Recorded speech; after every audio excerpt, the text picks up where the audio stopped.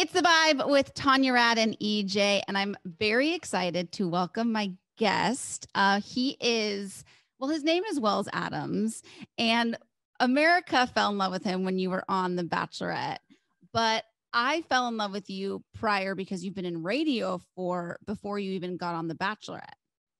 Yeah, I had my first radio show when I was 16, and I have air checks from back in high school, and it was so bad. But we've worked together before. We've worked together on Red Carpets, and you're a fellow podcaster. So I'm really excited to have you on the Vibe this weekend. So first of all, thank you for taking the time. Yeah, thanks for having me. Okay, so I mentioned before, this is kind of we like to explore different podcasts, and you have two different podcasts that I want to dive into. But a lot of people you were in radio in Nashville before you went on The Bachelorette, and you were on JoJo's season. And I feel like you were that guy that everybody just kind of fell in love with. I feel like you have this personality. And the thing is like, it's really who you are. Like, you weren't putting on an act, because I know you personally, and you just really are a really lovable, awesome guy. Yeah, everyone fell in love with me except for the one person that was supposed to fall in love with me, which was JoJo. You know what, though? It all worked out because you are engaged to a lovely woman. So everything worked out how it was supposed to, don't you think? Yeah, absolutely. I say that I won The Bachelorette, even though Jordan technically won. I walked out of there with this bartending gig in Paradise and this super smoking, hot, extremely talented fiance in Sarah Hyland. So, nanny boo boo, Jordan, I won. But it's also a good lesson, a life lesson in, sometimes you might not necessarily win in quotes, but there's a better path for you down the road. And so there you go. Yeah, exactly. There's a Garth Brooks song. I don't know if this format is country or not, but there's a Garth Brooks song that says that the lyrics are like some of God's greatest gift are unanswered prayers, and I definitely believe that. Sometimes you think you want something so bad, and it's not what you really need. So, it's so true. It's like when I totally butcher quotes, but it's like when one door closes, you crawl through the window. Yeah. Exactly. I don't know. That wasn't totally the best comparison. I think it's when one door closes, another one opens, but that's neither here nor there. This is my show. I can say what I want. So anyways, I think that I adore you personally. And also I do know that, you've been engaged for a while and you guys had to postpone your wedding because of the pandemic.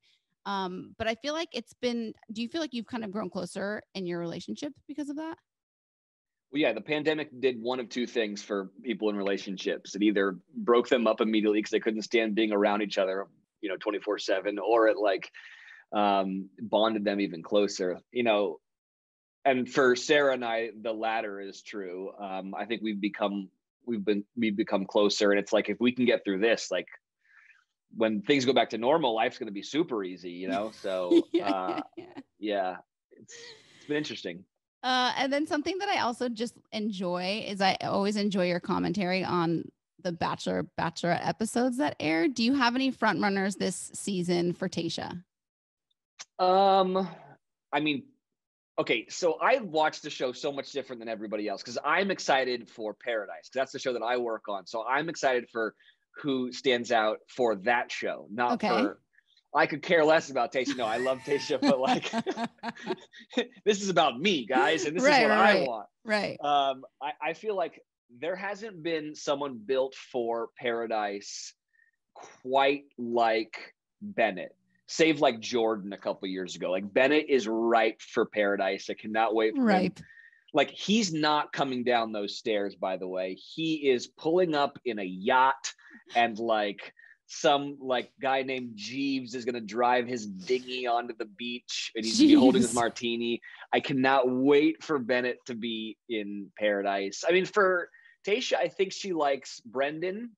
He seems really sweet. I think she likes Ben, even though he wears t-shirts with way too big of neck holes. And then I think she likes that guy, Zach, because he seems older and kind of sophisticated and not kind of like a child. So those are and I think she likes Spencer because Spencer looks like the prince in The Little Mermaid. But yeah. We yeah. actually have this theory on the morning show, or we had this theory on air with Ryan Seacrest that she ends up with nobody. Because we were asking her a bunch of questions, and then we had a body language expert come on and analyze her body language when she was answering our questions, and she basically kind of confirmed it too. She doesn't end up with anybody. Well, I know more than you do, and I think that body language expert is wrong. Wells, I want to talk about this because you have 2 podcasts. And I want to talk about why you have 2 and the difference in the 2. So which one would you like to start out with? I'll start out with YFT. That was the one that I started first. I do it with Brandy Cyrus, who's the older sister of Miley and Noah and the daughter of Billy Ray. And she was just a friend of mine from my Nashville days. I've known her forever. I've known the family forever. And I used to have her on I had a show like this in Nashville, and I used to have her on my show all the time to help me do like countdowns and call-ins and stuff like that. And we actually pitched a show to iHeart to have Brandy and I do like a syndicated night show, and they didn't pick it up. And then I said, okay, well, I don't care. This is still fun, like hanging out with you. So we started a podcast, and Brandy's kind of all over the place. And she was like, I want to talk about whatever I want to talk about. And I was like, no, for a podcast, you need to like focus in on like a central theme. Right. And so she goes, well, I just want to talk about like what I like and what my favorite things are. I said, okay, there's our theme. It's Your Favorite Thing podcast. So we just talk about like what our favorite things are. So it's a very positive podcast in a world in which there's a lot of negativity and dire straits and fire and brimstone on the news. We just talk about like things that we like. So it's a lot of movies, TV shows that we binge. We both read a lot. So it's a lot of book recommendations. And then of course, it's a lot of music recommendations. I mean, she comes from this crazy, musical family. So she has like her things that she likes. And I worked in Nashville. So I have like this Americana indie thing. So it's kind of all over the place, but it's a really positive show. Then we break down The Bachelor and whatnot as well. So, I love that because we all need a little positivity and a little bit of an escape, And so I like that you guys focus on things that you like and just kind of hone in on that, because tough out there to just get some good news, Yeah. And it was birthed out of necessity. She was getting a lot of hate, and her sister was getting a lot of hate on social media. And I wasn't getting so much, but I could see it from the Bachelor world that there's just a lot of like negativity out there. So the whole idea was just to like, all right, let's just be positive. It's so hard to do, which is crazy, but it's kind of hard to just be positive. And so it's actually kind of therapeutic for me, to be honest with you. And the other podcast is called The Wells Cast. And I'm like really fascinated with how famous people became famous. Like, yeah. I don't really care about like the famous person that's in the movie. Like, I don't really care about that story now. I care more about like how they got that blue check mark on Twitter, like what were the steps that you had to take to get there? That's always been really fascinating to me. So I talk to a lot of celebrities, a lot of musicians, actors, reality TV idiots, anyone who's just kind of been successful, I like to talk to and just kind of get their origin story, if you will. So yeah, that's called the Wells Cast. It originally was called the Pratt Cast because we were doing a show with Stephanie Pratt when The Hills were on, and then she'd like quit the show and like flew back to London, and we were like, well, what do we do now? So now you're just riding solo, and it's the Wells Cast.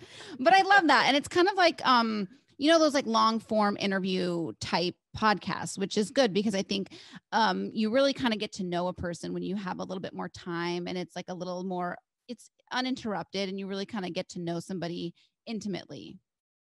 Yeah. And I think that a lot of people out there see celebrities and they think there was this easy road, or it was an overnight success, or they got really lucky. And the thing that we find time and time again on the show is that those people who are multimillionaire, super famous, people ask for autographs and stuff, did the same thing that you guys are doing out there when they were just working hard.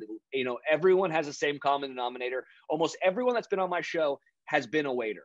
And it's funny because I was a waiter too. And so a lot of people talk about like those hard days of like kind of burning it bright at both ends and like struggling and really, really grinding. And I think that's a really important thing for a lot of people out there that are going through tough times that are like, I don't know if this is ever going to work for me.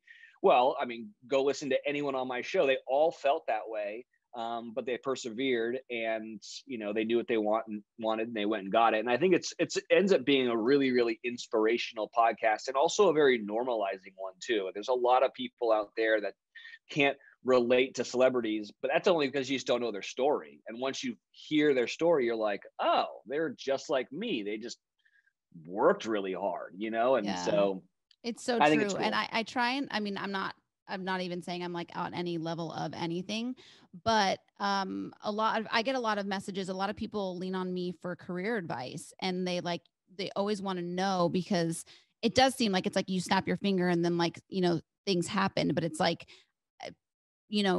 people don't realize I got let go when I first started at iHeart when I was working in college, because they had like massive layoffs, but I didn't let it stop me. And then I had to intern from 5 a.m. And then I went to MTV till 5 p.m. every day. I would drive from Burbank to Santa Monica back to Orange County. And it was crazy, crazy years leading up to, you know what I mean? But nobody sees any of that stuff. Yeah. I mean, the truth of the matter is that overnight successes do happen. They just take decades. And that's kind of interesting to find out. Who's been your favorite guest on Wellscast? Oh man, there's been a lot. I just did Megan Hilty, and it's so funny because I'm marrying into this Broadway world because Sarah was a Broadway kid and an actress. And so I never went to see a play on Broadway until I started dating her. And now I'm obsessed with it. And so having Megan Hilty on was just interesting because I'm oh, Wicked, so great. You were in Wicked. You were which is so fangirling. Kinda, but there's something for everyone, which is what I like about the show. We have, if you're a guy and you're like, I don't care about Broadway, it's totally fine. Go listen to the Victor Oladipo episode, or we've had football players, basketball players on. I don't really only musicians. We're okay, then go listen to the Chord Overstreet one. If you're into actors, we got a lot of that. If you're into reality TV, tons of that. One of my favorite episodes was the first one we ever did. And it's kind of how the show started was I had Dean, Derek, Jared, and myself, all of which were on The Bachelor and Bachelor in Paradise. And we all talked about when we got arrested as kids. And so it's called Rap Sheets with Wells, Dean, Derek, and Jared. You all got arrested? Well, of course, Dean got arrested well, yeah, that's times. Not shocking, but Jared? Yeah, Jared had a run-in with the cops. Derek was part of a pyramid scheme. There's so many amazing stories, but everyone has those funny before anyone knew you stories, and right. That's one of my favorite ones too. But literally, there's something for everyone. I was talking to Sarah about it last night, and she was like, "Oh, I just listened to your Dave Coulier one," and I was like, "Man, that was so long ago." And she's like, "I don't listen to your podcast consecutively. I go and find the ones that I want." And I was like, actually, that's perfect. That's how it should be. You go do the things that you're interested in. But then there's also ones that you the Megan Hilty one. You might not be into Broadway, but you might be after that one. So there's something for everybody. Talked about Wells's podcast. He has two. They're called Your Favorite Thing with Wells and Brandy and Wellscast. And you can find those wherever you get your podcasts. But I kind of wanted to, since it's the last month of the year, talk to you about kind of your biggest lesson that you learned from 2020, and if you have any plans for 2021 or what that looks like for you. Good. What I learned from 2020 is I think I became a lot more patient this year. I had a lot of things that were supposed to happen that didn't. And that story isn't unique to me. That's everyone in the world, and so I just had to learn to become patient and learn to roll with the punches. And I think that's been a good and healthy thing to get over and get through. I'm hoping that all the things I was supposed to do in this last year happen in the next year. I was supposed to film a new TV show that I was going to be hosting, and then, we couldn't do it because of COVID. So I'm hoping that happens. I was supposed to film Paradise that didn't happen because of COVID. So I'm hoping that happens, next year. I was hoping to get married. That didn't happen. So I hope that happens in this coming year. I was supposed to do a bunch of red carpet stuff with you. That didn't happen. So I hope that happens next year. So I'm hearing, what did you say? Oh, patience. This is the word for 2020, and hope is the word for 2021. Yes, exactly. I think those are Star Wars movies, like A New Hope, Star Wars. It's true, Patience, though. the Sith arises. I think that a lot of people feel the exact same way. And it's almost like I think I learned how to just surrender. I'm such a control freak. I've been like, I like to control. I prep for everything. And you know what I mean? I like to be on top of everything. And then I kind of realized this year that I'm not in charge. I'm not in control of anything. So surrendering has been my new thing. And I'm just kind of throwing my hands up and doing what I got to do. Yeah, it can be kind of therapeutic too if you just kind of go with the flow and like let things happen, Yeah, I think I was fighting it for so long, you know what I mean? Like, no, well, I can't, do this. And I'm just like, you know what? I'm gonna spend Christmas here and Zoom with my family and call it a day, Yeah, exactly. And at the end of the day, this gives us a really good excuse not to be with our family. And that's nice because my family is crazy. I've heard that from a bunch of people too. They're just like, I'm using COVID as my excuse, but really I just want to stay here and just like sleep for a few days.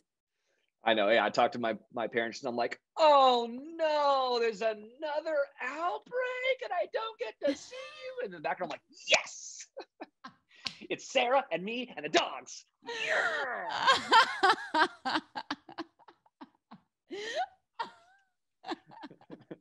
I'm laughing because it's like, it's very true. It's very true. Yeah. And it's also, glass half full. You just got to look at it. Exactly. Got to look at the bright side of things. Yeah. That glass just happens to be half full of vodka this year. So that's nice. Totally. Well, I wish you the best in 2021. Where can people find you if they want to follow you? Again, you can plug the podcast, whatever you want. So my address is 12612 Colfax Avenue. I'm at Wells Adams on everything. I even got a TikTok. So. Oh, wow. 2021 is looking up, ladies and gentlemen. Get it, Wells. Yeah. And then you can find me on podcasts everywhere. It's YFT with Wells and Brandy, or Your Favorite Thing with Wells and Brandy, and then Wellscast. So. Yeah. Awesome. Well, thank you so much for hanging out. We love you. Tanya, I love you and I miss you so much. I know. I miss you too. Soon we get to hang out again.